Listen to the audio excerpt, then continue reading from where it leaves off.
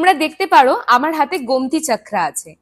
এবারে অনেকেই তোমরা জানো না যে গোমতি চক্রগুলো আমরা কেন ইউজ করি, তো আমি আজকে তোমাদের বলে দিচ্ছি এটার কি কি অ্যাস্ট্রোলজিক্যাল বেনিফিটস তোমরা পেতে পারো। যদি তোমরা এরকম 11টা গোমতি চক্র যে কোনো লাল রঙের শালুতে বেঁধে তোমাদের লকারে বা ওয়ার্ড্রবে রেখে দাও, তাহলে সেটা তোমাদের বাস্তুতে কিন্তু ফাইন্যান্সিয়াল অ্যাবান্ডেন্স নিয়ে আসবে, ওয়েলথ অ্যাট্রাক্ট করবে।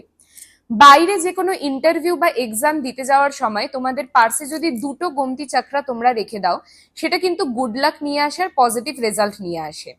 তোমরা তোমাদের মানি পার্সে যদি 5টা গোমতি চক্র যে কোনো বুধবার বা শুক্রবার দিন রেখে দিতে পারো, তাহলে সেটা তোমাদের আননেসেসারি এক্সপেন্সকে কন্ট্রোল করে আর মানি ফ্লো কিন্তু বজায় রাখে। তোমরা যারা বাড়ি তৈরি করতে চাইছো বা বাস্তু তৈরির সময় প্রিপারেশনের সময় যদি মাটির নিচে 21টা গোমতি চক্র তোমরা গেঁথে দিতে পারো, পুঁতে দিতে পারো, তাহলে সেটা তোমাদের ওভারঅল বাস্তুতে প্রত্যেকটা ফ্যামিলি মেম্বারের গুড হেলথ, গুড ফরচুন নিয়ে আসে।